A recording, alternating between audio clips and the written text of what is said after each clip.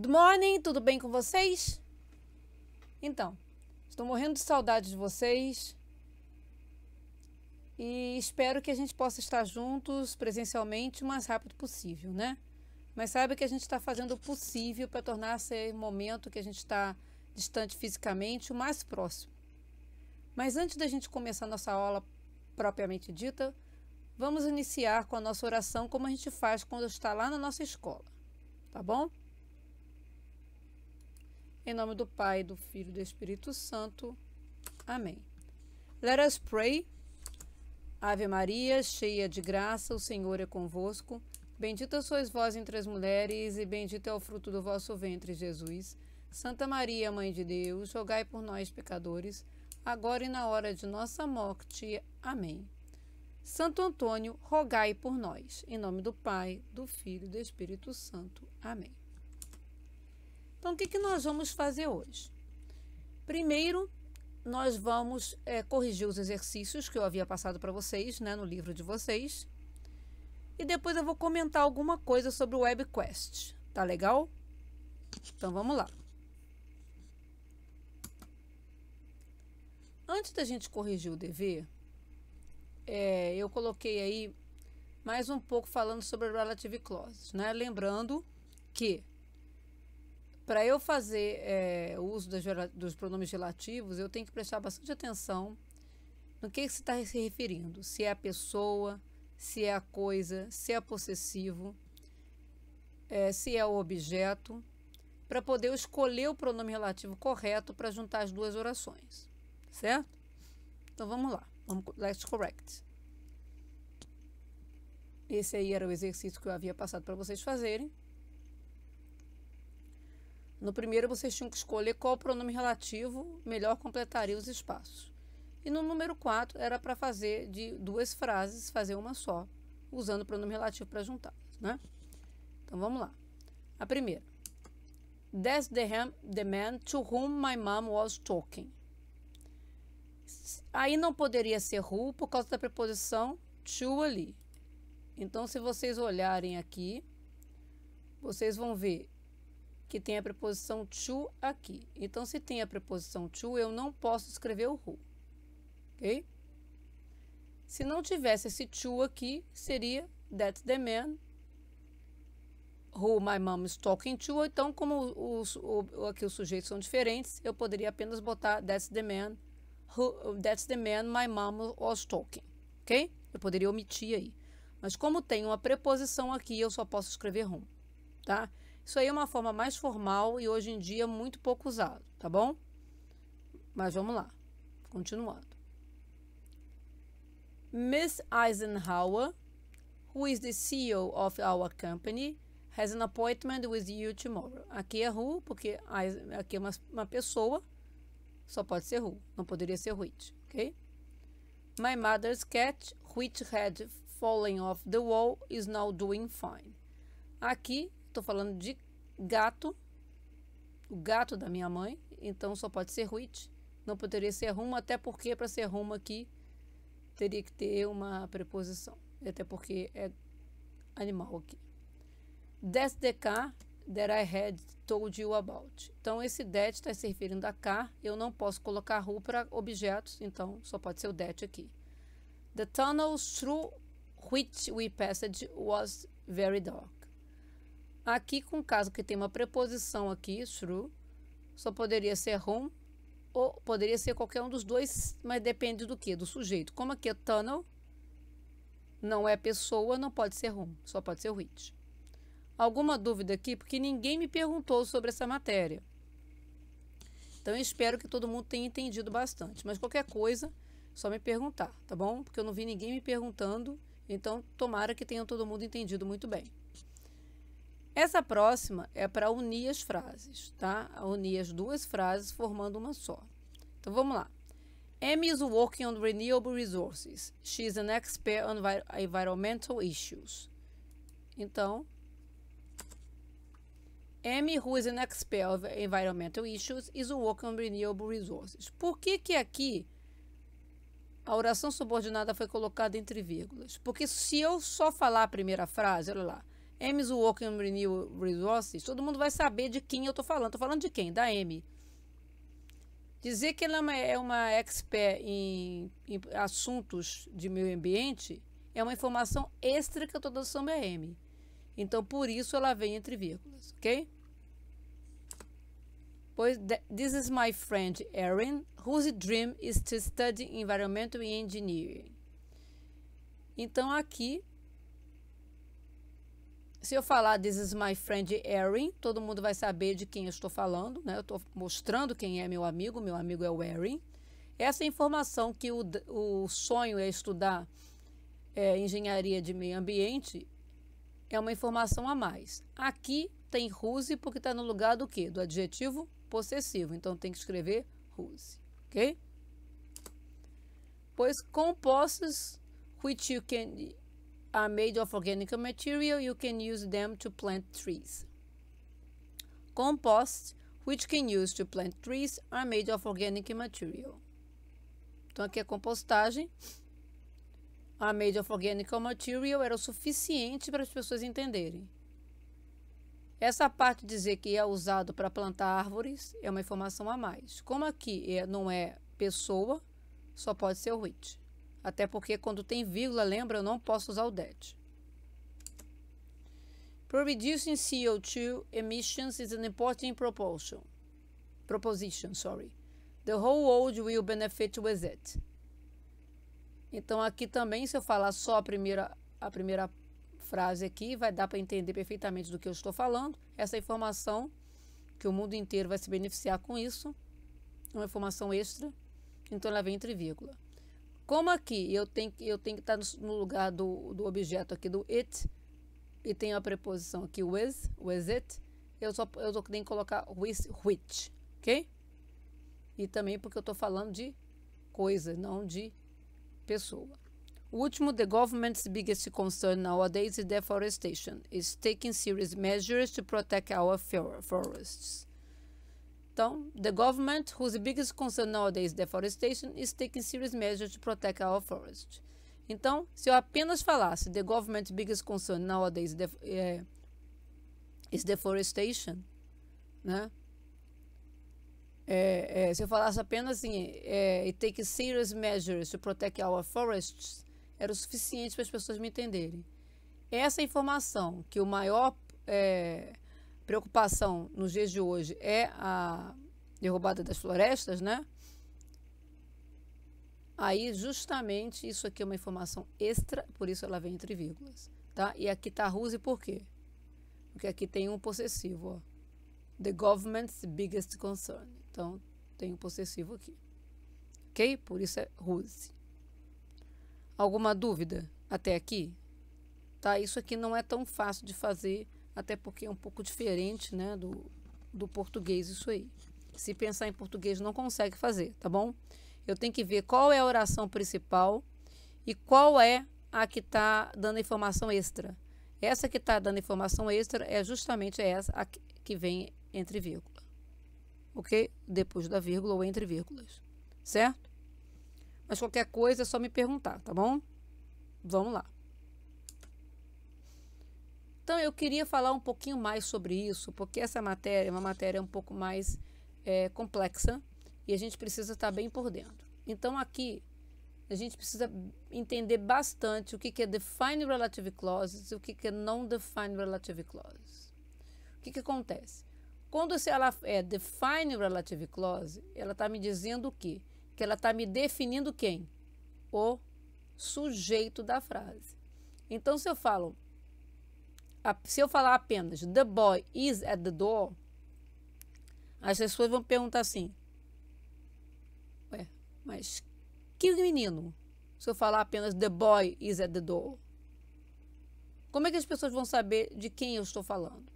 Então, eu tenho que usar a oração aqui subordinada aqui com o pronome relativo para me explicar o sujeito. Então, isso é chamado define porque está o quê? Está definindo. Então, o who aqui está no lugar, tá me referindo a boy, certo? E aqui, stole the bike é o pronome relativo aqui. E aqui está uma informação que está me explicando quem é o menino. Qual é o menino que está à porta? Aquele que roubou a bicicleta. Então, eu estou explicando o sujeito, tá? Então, é define porque está definindo, certo? Agora, o que é não define? É quando o sujeito já está claro e essa informação aqui da oração subordinada é apenas uma oração a mais, que eu estou explicando a mais sobre o sujeito. Então, my brother sprinted after the bus, né? Meu irmão saiu correndo atrás do ônibus, certo? Então, essa explicação aqui, who claimed to have a limp, é uma explicação a mais, porque se eu falar apenas a primeira, my brother sprinted after the bus, vai ser suficiente para as pessoas entenderem. Esse pedaço aqui do meio que está em amarelo, ela não é uma oração que seja necessária, ok? Para que tenha entendimento do sujeito. Se ela for retirada, o entendimento do sujeito permanece o mesmo, ok? Eu também tenho que ter cuidado sobre isso aqui, olha, sobre whose e whose. Olha só como é que a pronúncia é bem parecida, whose, whose. Esse whose aqui é o who is, ou então who has. Então, who is going to the beach today? Quem está indo à praia hoje? Who is finished eating lunch? E whose é de quem? Então, whose cat ate my pet mouse? Whose line is it anyway? Ok? Então, whose está perguntando de quem e who is é quem é ou quem tem, ok? Ou quem alguma coisa. É sempre o verbo to be aqui ou o verbo have, right?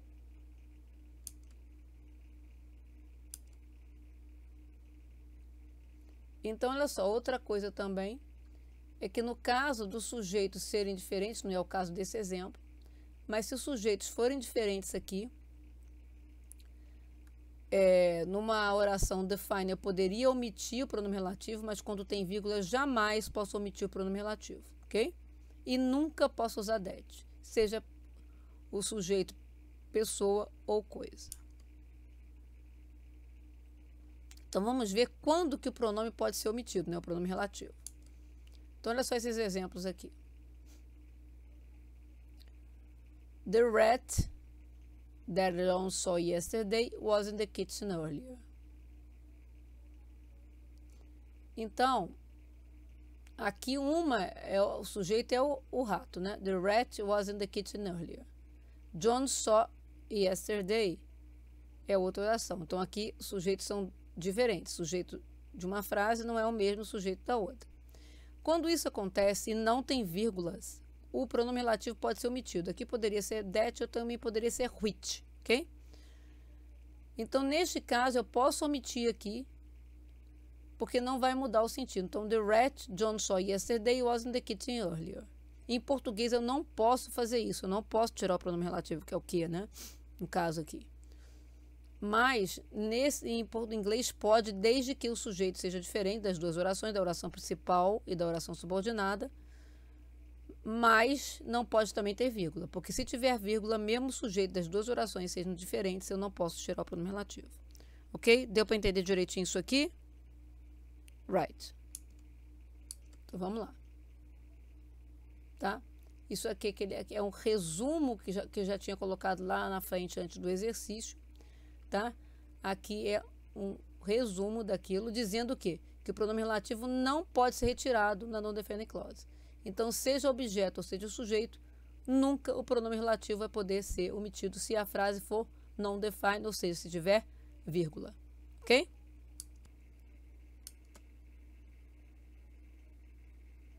Olha só. Lá no portal do Bernoulli, eu disponibilizei para vocês esse exercício aqui em PDF. Tá bom? Que fala justamente sobre essa questão dos pronomes relativos da Defined e Non-Defined Relative Clause. Tá? Então, vamos lá.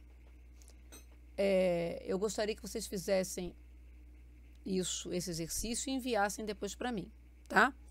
Mas olha só, eu vou explicar os exercícios. Número 1 a gente vai fazer aqui e os outros vocês vão fazer em casa, tá bom? Então, eu vou explicar o número 2 até o 6 primeiro, depois o número 1 é o que a gente vai fazer aqui na aula daqui a pouquinho. Então, vamos lá. Aqui é para juntar as duas frases, né? Ver qual final tem a ver com qual frase, colocando o pronome relativo. Então, eu uso who para pessoas, which para coisas e animais, o para lugar e whose para o possessivo, tá bom? Aqui é aquela explicação que eu dei para vocês, se é who is ou whose, tá? Vou completar aqui. Aqui é para juntar as duas orações com o pronome relativo. Aqui é para riscar, né? Deletar o pronome relativo onde for possível. E aqui é para juntar as duas frases, sendo que aqui é non-define, ok? Então, vamos fazer o primeiro lá. Complete the sentence with the relative pronouns. Então, vocês vão completar com qualquer um desses pronomes relativos. Então, aqui tem who, que é para pessoa. O that, ele pode ser para which, para coisa ou para pessoa. Só que o that não pode ser usado com o pronome, com as não define. Ou seja, se tiver vírgula, eu não posso usar o that, tá? Mas o that pode ser tanto usado para pessoa quanto para coisa, ok?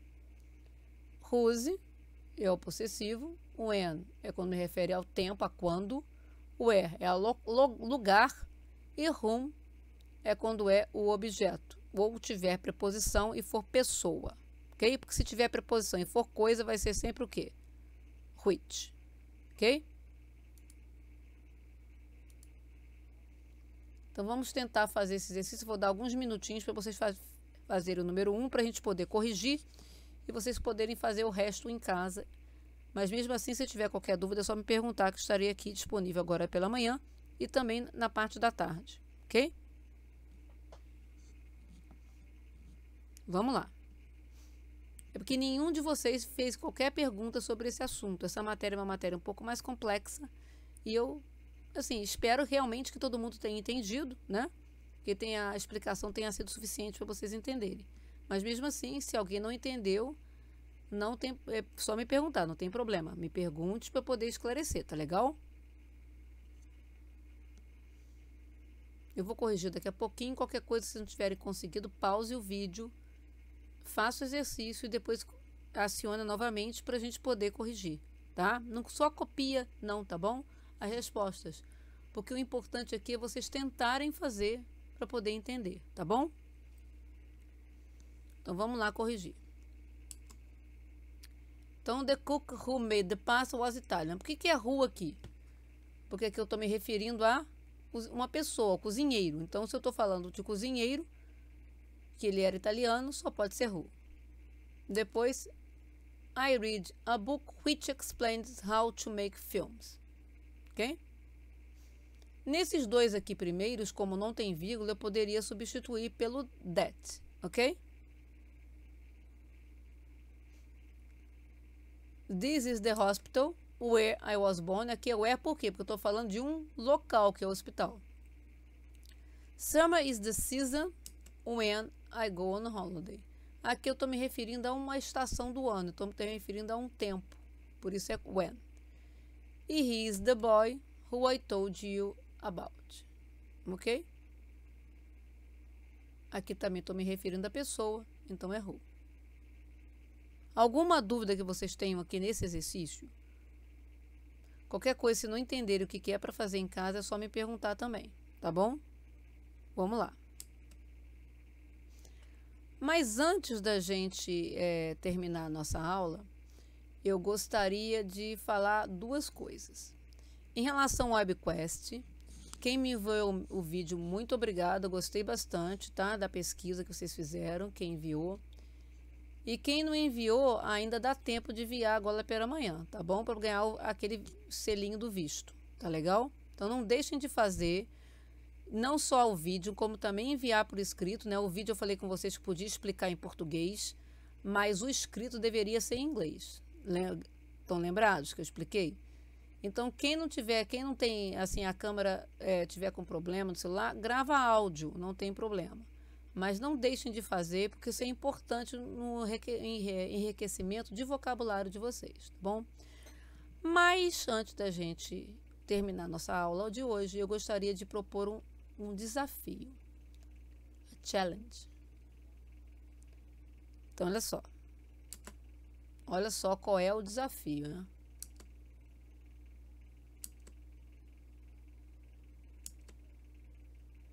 Então, let's do it. Qual é esse desafio? Esse é o desafio. Olha só. Find out what the find relative clause example is showed during the explanation. Write the example and the time. What non-defined relative clause is showed during the explanation. Write the example and the time. When can the relative pronoun be omitted? Write the example and the time. Write the answers and send them to your teacher till the end of the class in the morning. Então, isso aqui é o seguinte. Vocês vão ver aonde eu explico sobre as defined relative clauses. Vocês vão escrever o exemplo e em que tempo, não tem quando vocês estão vendo o vídeo, não tem lá os minutinhos que vão passando? Vocês vão escrever o minutinho também que foi que eu falei isso aí. A mesma coisa na don't define e aonde eles podem ser omitidos, ok? Então, vocês vão escrever essas respostas, ou seja, tem que colocar o exemplo e o minutinho que foi que eu falei durante a videoaula e mandar para mim pela manhã, agora pela manhã. Eu quero ver quem é que vai conseguir cumprir esse desafio. Vamos ver? Então, tá legal. Então, por hoje é só. Have a nice week, a nice weekend, and see you next class. Bye bye. Não esqueçam de mandar os exercícios para poder ganhar o visto, ok? Bons estudos.